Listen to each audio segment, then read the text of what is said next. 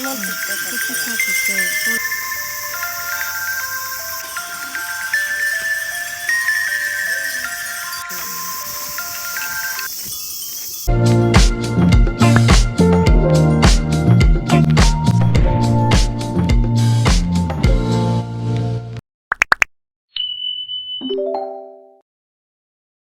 Good morning! Nandito po tayo ngayon sa Japanese Shrine. Kung napapansin nyo, naglalakad ako sa gilid. Kasi ang sabi nila, nasa center daw ang God.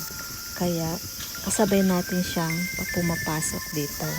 So bago tayo pumasok sa loob ng jinja or shrine, kailangan nating maghugas ng kamay dahil kailangan daw natin na malinis ang kamay natin bago tayo humarap sa kami-sama. Ako po ay isang Katoliko at ang asawa ko ay Japanese, kaya kailangan ko ring malaman kung ano ang kultura nila. At dito naman sa jinja or sa shrine, hindi naman nila pinagbabawal or hindi naman nila tatanungin kung ano ang iyong religion. So welcome lahat kung sino ang gustong pumasok sa kanilang jinja or temple or shrine. Kung isa ka nga palang nature lover, magandang pumunta sa shrine na nasa part ng probinsya kasi dito napakatahimik, makakaramdam ka talaga ng peaceful. Mamaya po may makikita kayo dito sa vlog na nagpabasbas kami sa press. Yes po, meron kami binigay na halaga. Ang tawag doon ay donation. So meron po kami binigay na 5,000 yen or sa peso ay 2,000. Binigyan tayo ni God ng kasaganahan sa buhay para magbigay rin tayo sa iba.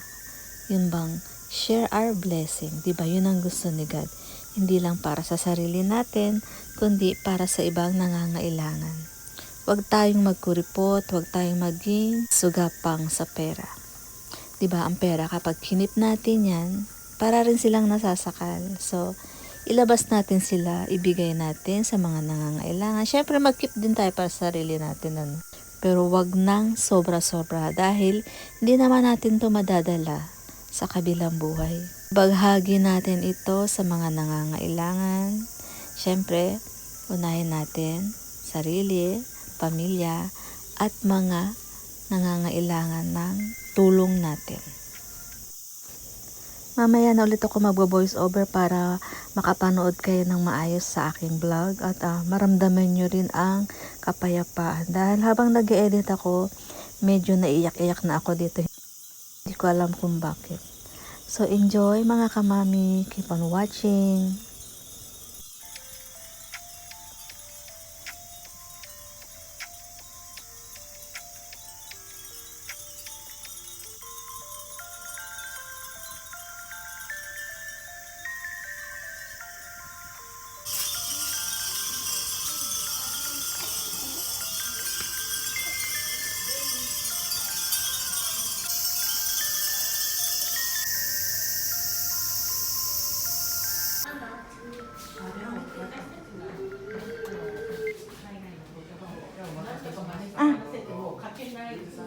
Yun din.